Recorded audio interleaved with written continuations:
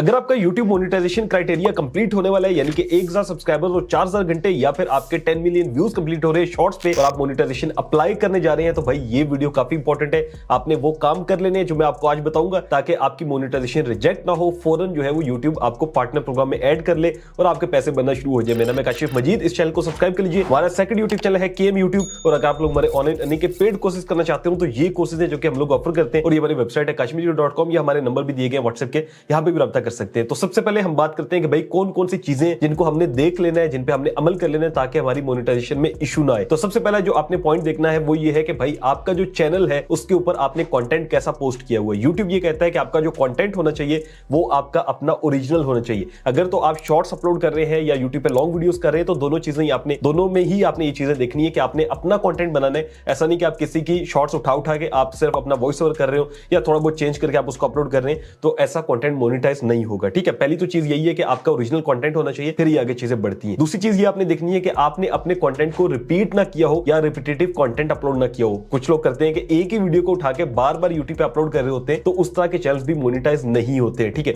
तो आपने ये भी देखना है कि हमारी एक ही वीडियो को बार बार तो नहीं हमने अपलोड किया हुआ, तो अगर किया हुआ है तो आपने वो वीडियोस डिलीट करनी होगी। जब आप वीडियोस को डिलीट करेंगे तो वॉच टाइम भी डिलीट होगा, तो इस चीज का ज़हन में पहले रख लेना। ये ना हो कि फौरन देखते सारा आपने डिलीट की, फिर आपके कश्मीरी तो वॉच टाइम भी गया, तो यस वॉच टाइम भी जाता है। ठीक है, ये चीज ज़हन में रखनी है। फिर एक चीज है कि आपने रीयूज कंटेंट का जो है ना आपको इशू ना आए, तो उसके लिए आपने क्या करना है कि अगर आपने किसी और बंदे का कंटेंट उठाया हुआ है, ठीक है, एक वीडियो को बार बार अपलोड किया हुआ है वो तो अलग इशू है, रिपीटेटिव वाला। अगर आपने किसी का कंटेंट उठाया हुआ है और आपको पता है कि भाई मैंने बहुत सा कंटेंट उठाया हुआ है लोगों का, तो आपने उनको भी बीच में से या तो वीडियो के अंदर से जाके एडिट करके उसको डिलीट कर देना है, या फिर आपने उस वीडियो अगर पूरी किसी की आपने उठाई है तो उस पूरी वीडियो को डिलीट करना है। तो डिलीट करने के बाद मोनेटाइजेशन में जाके देखेंगे तो वॉच टाइम भी कम हो चुका होगा। इस चीज को आपने ध्यान में रखना है। फिर आपने नई वीडियोस डालनी होगी, फिर आपका वॉच टाइम पूरा होगा, तो फिर आप अप्लाई करेंगे तो आपका मोनेटाइजेशन में कोई इशू नहीं आएगा। लेकिन अगर आपका ये काम किया ही नहीं, आपका ओरिजिनली कंटेंट है, तो अब आपने जो चीजें बता रहा हूं वो चीजें देखनी है, और यूट्यूब भी यही देखता है कि भाई ये चीजें अगर आपकी सही है तो यूट्यूब आपका ह्यूमन वेरिफिकेशन में भी और AI वेरिफिकेशन से भी जो ऑटोमेटिक होता है दोनों से अप्रूव कर देगा और मोनेटाइजेशन आपकी हो जाएगी। पहला काम यूट्यूब जो देखता है वो ये है कि भाई आपका जो मेन थीम है कंटेंट का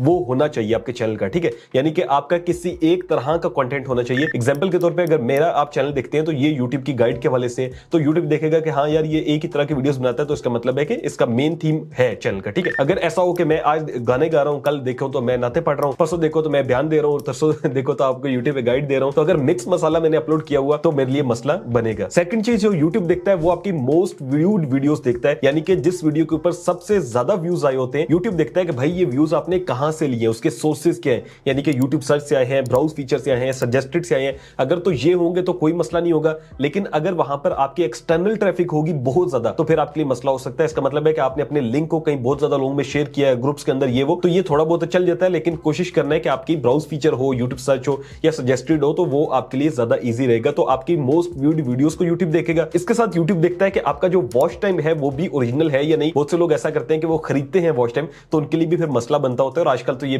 जो है ना यूट्यूब ने वैसे ही खत्म कर दिया खरीदने वाला सिस्टम। तो ये है कि आपका वॉच टाइम अगर ऑर्गेनिक होगा तो फिर आपके लिए कोई मसला नहीं बनेगा। उसके बाद यूट्यूब देखता है कि भाई आपके चैनल जो अबाउट होता है उसके अंदर कुछ लिखा हुआ या नहीं। बहुत से लोग ऐसा करते हैं कि वो AI से रिलेटेड चैनल बनाते हैं, वो बहुत से जो है ना आजकल वॉइस ओवर उठाते हैं, ठीक है, AI का और डाल देते हैं, तो उनके लिए फिर मसला कहां पे आता है कि वो यूट्यूब को ये नहीं लगता कि यार ये ह्यूमन का ही चैनल है या फिर ये एक AI जो है ना वो चैट बॉट या कोई भी यूज कर रहा है। तो यूट्यूब को ये लगे कि भाई ये ह्यूमन का चैनल है, तो उसके लिए आपने अबाउट सेक्शन के अंदर प्रॉपर जो है वो डिस्क्रिप्शन डालनी है, फिर उसके बाद आपने ईमेल एड्रेस कॉन्टैक्ट की देनी है, फिर उसके बाद आपने अपने डिफरेंट सोशल मीडिया अकाउंट्स के लिंक्स भी देने हैं। अगर आपका ऐसा चैनल है जो कि AI से रिलेटेड है या कुछ भी ऐसा जिसमें आपकी अपनी वॉइस नहीं है, आपकी अपनी वीडियो नहीं है, तो कोशिश करनी है कि आपके जो सोशल लिंक्स होने चाहिए वो आपके पर्सनल होने चाहिए, ताकि यूट्यूब जब वहां पे देखेगा तो वो देखेगा कि हाँ ये बंदा तो रियल है। ठीक है, तो ये चीजें आपने लाजमी करनी है ताकि आपके जो वेरिफिकेशन है उसमें इजी हो सके। लास्ट नंबर पे जो यूट्यूब मेन चीज आपकी देखता है वो है आपका टाइटल, टैग्स और डिस्क्रिप्शन, यानी कि आपकी वीडियो का मेटा डेटा, जो कि हम लोग अक्सर वीडियोस में कह भी रहे होते हैं कि यार आपने ऐसा नहीं करना कि डिस्क्रिप्शन के अंदर वैसे कीवर्ड्स डाल दें।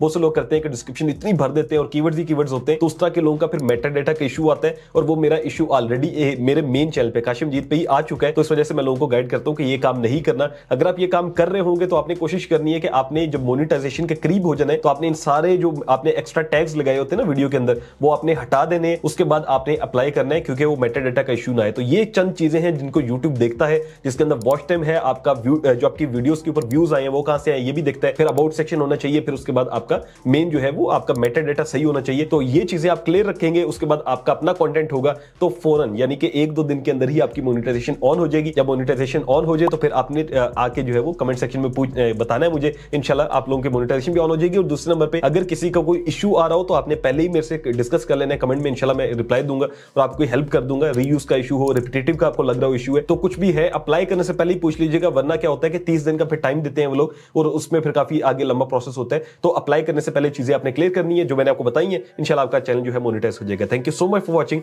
अल्लाह हाफिज।